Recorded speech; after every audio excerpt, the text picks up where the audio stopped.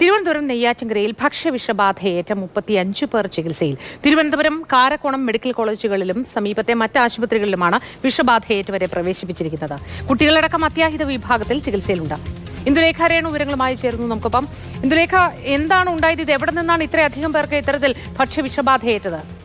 മോത്തി, നെയ്യാറ്റിൻകര താലൂക്കിൽ നിരവധി പേരാണ് ഭക്ഷ്യവിഷബാധയേറ്റ് നിലവിൽ ചികിത്സയിലുള്ളത്. ചെമ്പല്ലി എന്ന മീൻ കഴിച്ചതിനെ തുടർന്നാണ് ഇവർക്ക് ഭക്ഷ്യവിഷബാധയേറ്റത്. 35ഓളം പേർ ഏകദേശം ആശുപത്രിയിലുണ്ട്. ഇതിൽ കുട്ടികൾ അടക്കമുണ്ട് എന്നുള്ളതാണ് ഏറ്റവും അപകടകരമായ കാര്യം. മാത്രമല്ല, ഗുരുതരാവസ്ഥയിൽ കഴിയുന്ന കുട്ടികളടക്കമുണ്ട്. പുതിയതുറ, പഴയകട, പുത്തൻകട എന്നീ ചന്തകളിൽ നിന്നും ചെമ്പല്ലി മീൻ വാങ്ങി കഴിച്ചവർക്കാണ് നിലവിൽ ഭക്ഷ്യവിഷബാധയേറ്റിട്ടുള്ളത്. മീനിന്റെ പഴക്കമാണോ അതോ മറ്റെന്തെങ്കിലും തരത്തിലുള്ള പ്രശ്നമാണോ ഇതിന് പിന്നിൽ, അല്ലെങ്കിൽ ഈ ഭക്ഷ്യവിഷബാധ ഏക്കാൻ കാരണമെന്ന് വ്യക്തമല്ല. നിലവിൽ അതിന്റെ പേരിൽ അന്വേഷണങ്ങൾ നടന്നുകൊണ്ടിരിക്കുകയാണ്. നെയ്യാറ്റിൻകര താലൂക്ക് ആശുപത്രിയിൽ, അതുപോലെ തന്നെ കാരക്കുളം CSI മെഡിക്കൽ കോളേജിലും പുല്ലുവിള കുടുംബാരോഗ്യ കേന്ദ്രത്തിലും ഒക്കെ ആയിട്ടാണ് ഈ 35ഓളം പേർ നിലവിൽ ചികിത്സയിലുള്ളത്.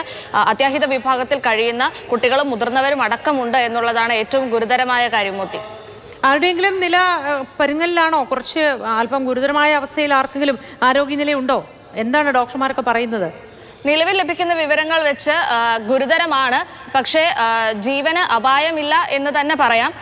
പക്ഷേ സാധാരണ നില വെച്ച് നോക്കുമ്പോഴത്തേക്കും കുട്ടികളായതുകൊണ്ട് തന്നെ നമുക്കറിയാം, ഭക്ഷ്യവിഷബാധ ഏൽക്കുക എന്ന് പറയുമ്പോഴത്തേക്കും ഗുരുതരമായിട്ടുള്ള ആരോഗ്യ പ്രശ്നങ്ങൾ വരാൻ സാധ്യതയുണ്ട്. ഛർദിൽ, അതുപോലെ തന്നെ വയറിന് പ്രശ്നം തുടങ്ങിയ ആരോഗ്യ പ്രശ്നങ്ങളുണ്ട്. അപ്പോൾ കുട്ടികൾക്കാണ് ഇത് കുറച്ചുകൂടി സാരമായി ബാധിച്ചത്.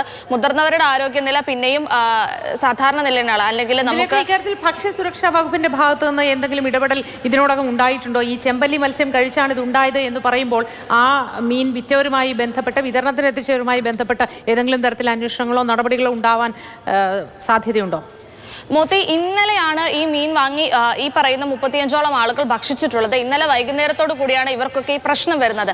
ഇന്ന് രാവിലെയോട് കൂടിയാണ് ഇത് ഇത്രയും പ്രശ്നം ഗുരുതരമാകുന്നതും അതുപോലെ തന്നെ വാർത്തകളൊക്കെ പുറത്തു വരുന്നത്. പക്ഷേ നിലവിൽ ഇതുവരെ, ഇന്നേ നിമിഷം വരെ ഭക്ഷ്യവിഷബാധ ഏറ്റ ആൾക്കാരെ അവർക്ക് വേണ്ടി എന്തെങ്കിലും അന്വേഷണം നടക്കുകയോ അല്ലെങ്കിൽ ഇത് വിറ്റ ആൾക്കെതിരെ അന്വേഷണം നടക്കുകയോ ഒന്നും ചെയ്തിട്ടില്ല. പക്ഷെ എന്തായാലും നമുക്ക് അങ്ങനെ അത്തരത്തിലൊരു അന്വേഷണം നടക്കുമെന്ന് തന്നെ പ്രതീക്ഷിക്കാം. മോത്തി, ശരി.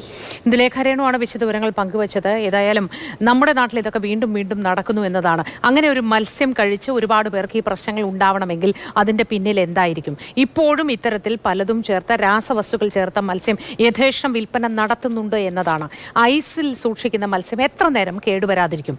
ആ ഐസ് മുഴുവൻ, ചൂട് സമയമാണ്, നമ്മുടെയൊക്കെ കാലാവസ്ഥ അറിയാം, മഴയില്ലാത്ത സമയത്തൊക്കെ നമുക്ക് ഗംഭീര ചൂടാണ്.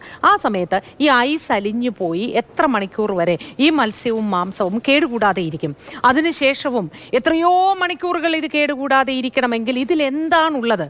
അങ്ങനെ എന്തെങ്കിലും രാസവസ്തു ചേർത്തിട്ടുണ്ടെങ്കിൽ അതിപ്പോഴും നമ്മുടെ നാട്ടിൽ കച്ചവടം ചെയ്യാൻ അവസരമുണ്ട് എന്നത് തന്നെ നമ്മുടെ നാടിൻ്റെ ദുരവസ്ഥയല്ലേ?